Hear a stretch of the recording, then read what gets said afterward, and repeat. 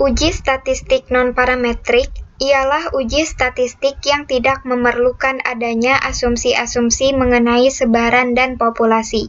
Biasanya, uji statistik non-parametrik dipakai untuk menganalisis data dalam skala ordinal dan nominal. Uji statistik non-parametrik terbagi menjadi 4. Berikut adalah pembagiannya beserta data yang akan diujikan nantinya. Pertama, ada korelasi rank Spearman, dan ini datanya. Kemudian, ada uji Friedman, dan ini datanya. Kemudian, ada uji Kendall-Stau, dan ini datanya. Dan yang keempat, yaitu ada uji Wilcoxon, dan ini datanya.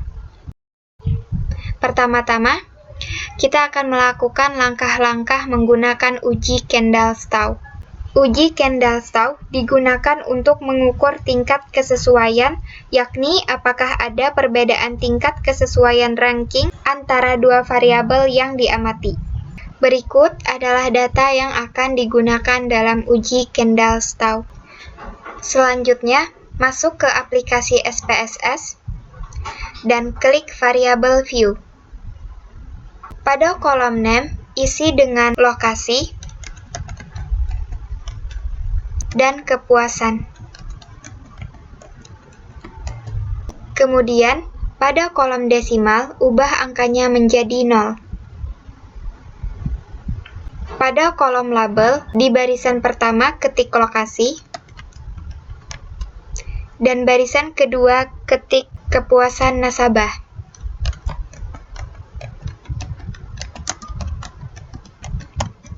Pada kolom measure, ubah menjadi ordinal.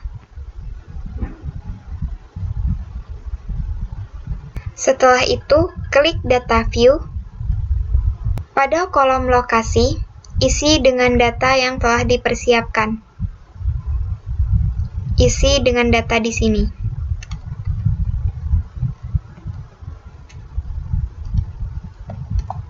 Copy dan salin.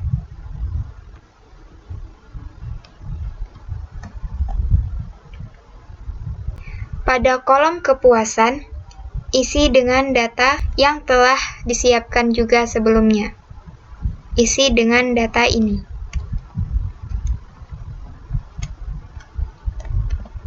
Salin dan tempelkan.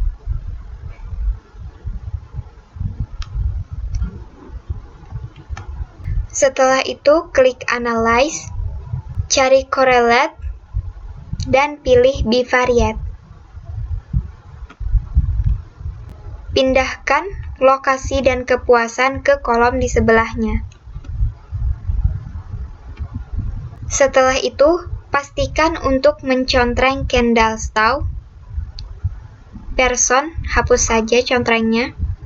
Kemudian pilih To Tiled dan contreng Flex Significant Correlation. Setelah itu, klik OK.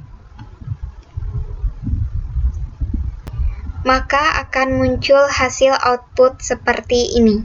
Dari data hasil output ini, dapat disimpulkan bahwa hubungan antara lokasi dan kepuasan nasabah adalah signifikan karena nilai Sig-to-Tiled-nya lebih kecil dari 0,05. Artinya, ada hubungan yang signifikan antara variabel lokasi dan variabel kepuasan nasabah. Selanjutnya yaitu langkah-langkah melakukan uji Friedman. Uji Friedman adalah uji statistik non-parametrik yang digunakan untuk membandingkan 3 atau lebih sampel-sampel yang berhubungan. Data ini adalah data berat badan yang akan digunakan dalam uji Friedman kali ini.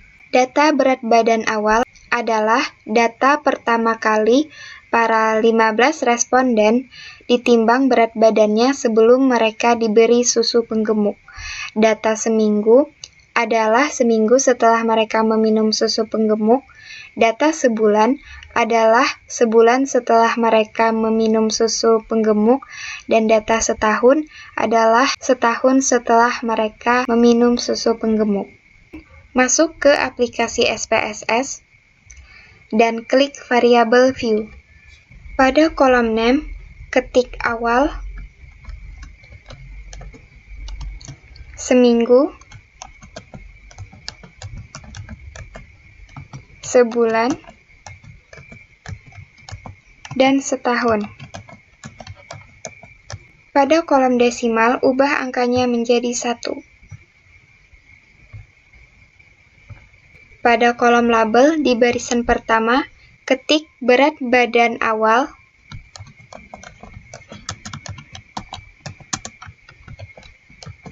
baris kedua ketik berat badan seminggu,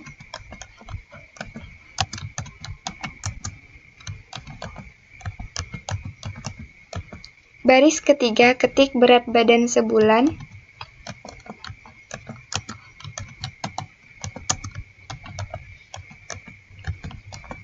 dan baris keempat ketik berat badan setahun.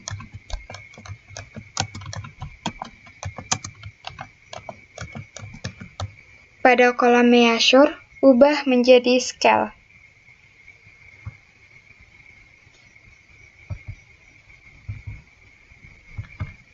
Setelah itu masuk ke data view. Di sini, isikan dengan data yang telah disiapkan di Excel sebelumnya. Buka Excel, copy datanya,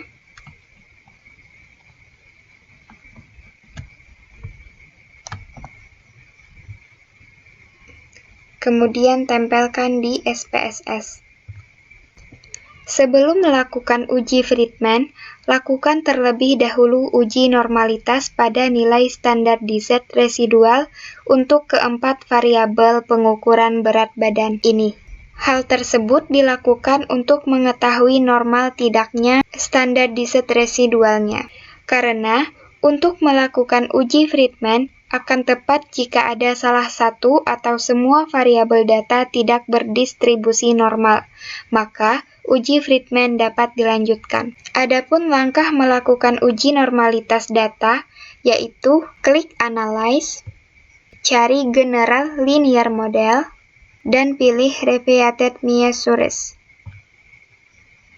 Pada Within Subject Factor Name, ketik waktu. Dan pada Number of Levels, ketik angka 4. Setelah itu, klik Add, dan klik Define. Pindahkan semua data di sini ke kolom Within Subjects Variables. Kemudian klik Save. Pada kolom Residuals, pastikan untuk mencentang standar Z. Setelah itu klik Continue. Kemudian klik OK. Abaikan saja tabel output yang muncul ini. Klik keluar. Maka akan muncul 4 variabel baru. Ini dia. Inilah yang disebut dengan nilai standar Z residual. Klik lagi Analyze, cari Descriptive Statistic, dan pilih Explore. Pindahkan data yang ada standar residual ke kolom Dependent List. Setelah itu, pastikan di kolom display terpilih Both. Kemudian, klik Plots. Pada kolom Box Plots, pastikan memilih faktor Levels Together, dan pada kolom Descriptive, pastikan tercontreng Stem and Leaf. Pastikan juga untuk mencontreng Normality Plots with Test. Kemudian, klik Continue, dan klik OK. Maka akan muncul banyak tabel output seperti ini.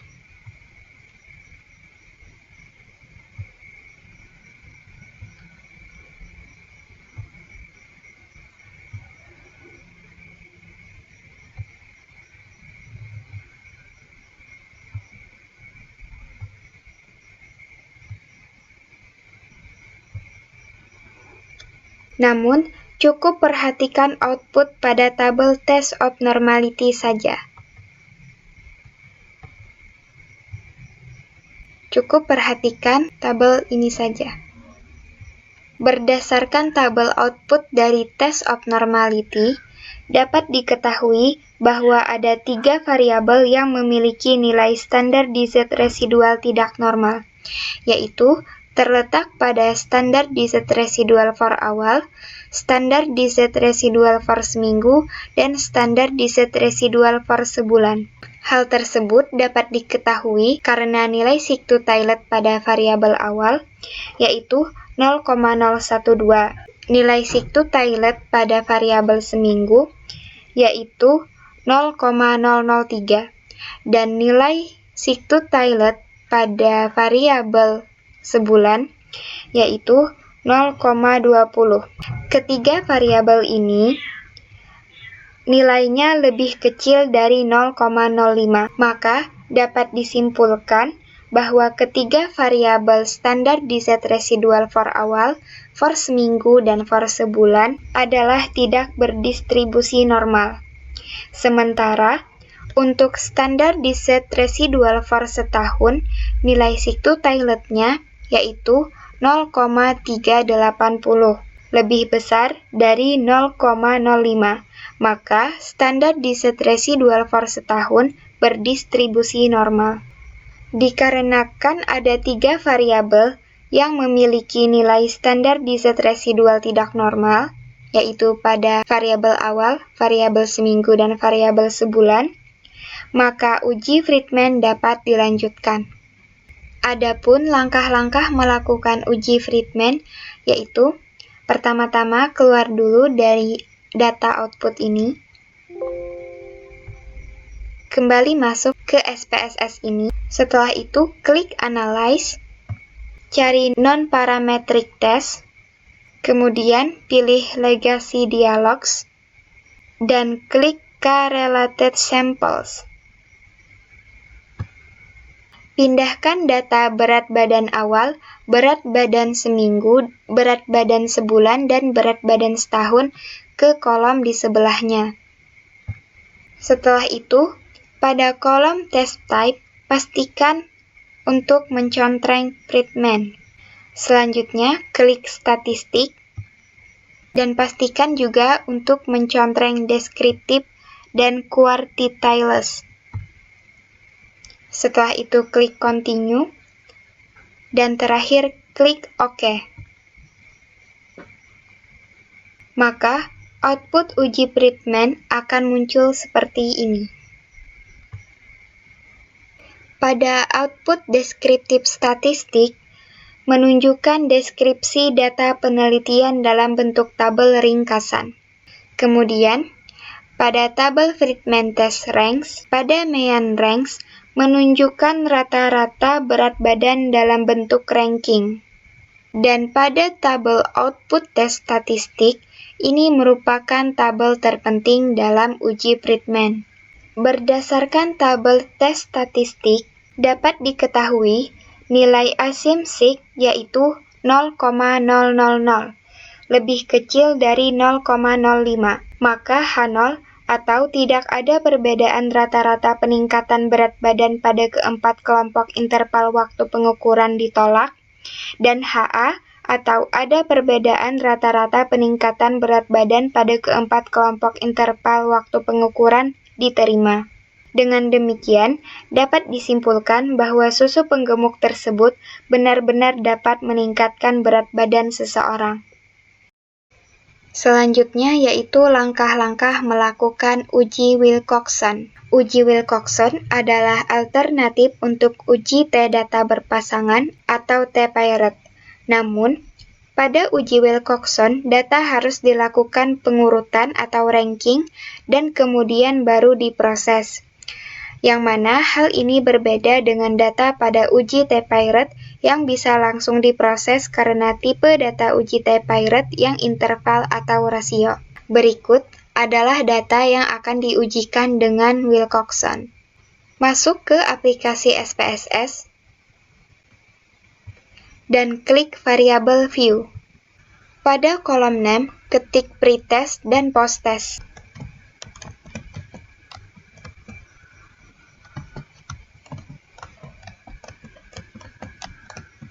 Pada kolom desimal, ubah angkanya menjadi 0. Pada kolom measure, ubah menjadi scale. Selanjutnya, klik Data View dan isikan dengan data sesuai pada kolomnya ini. Masuk ke Excel. Karena susunan kolomnya telah sama, jadi copy saja.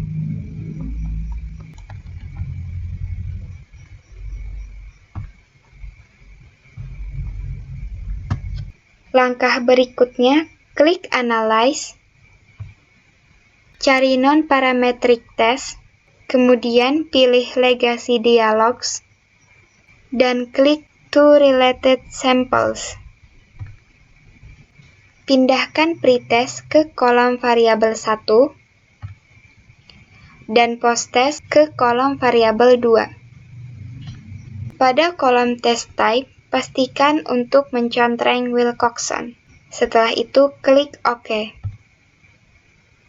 Maka hasil outputnya akan keluar seperti ini.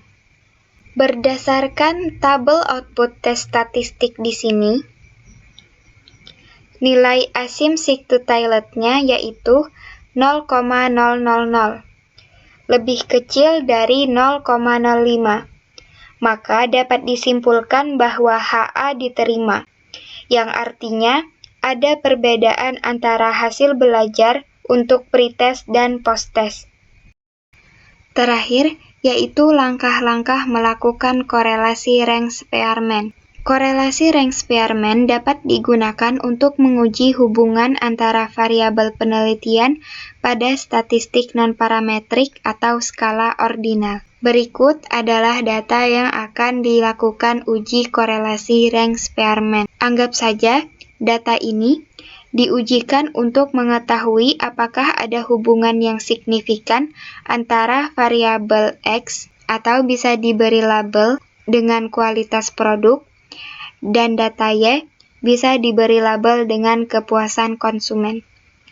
Selanjutnya, masuk ke aplikasi SPSS dan klik variabel View. Pada kolom Name, ketik X dan Y. Kemudian, pada kolom Label, di barisan X, ketik kualitas produk,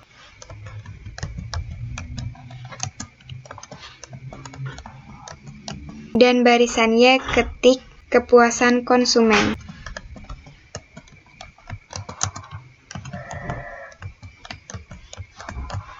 Setelah itu, klik Data View, isikan dengan data yang telah disiapkan tadi sesuai pada kolomnya. Masuk ke Excel. Karena susunan kolomnya sama, jadi tinggal copy saja.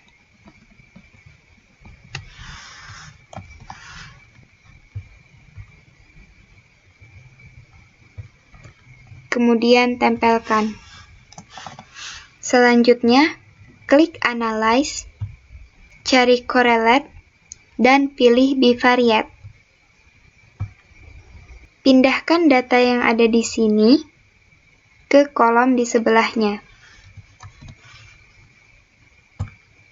Setelah itu, pada kolom Correlation Coefficients, pastikan untuk mencontreng Spearman.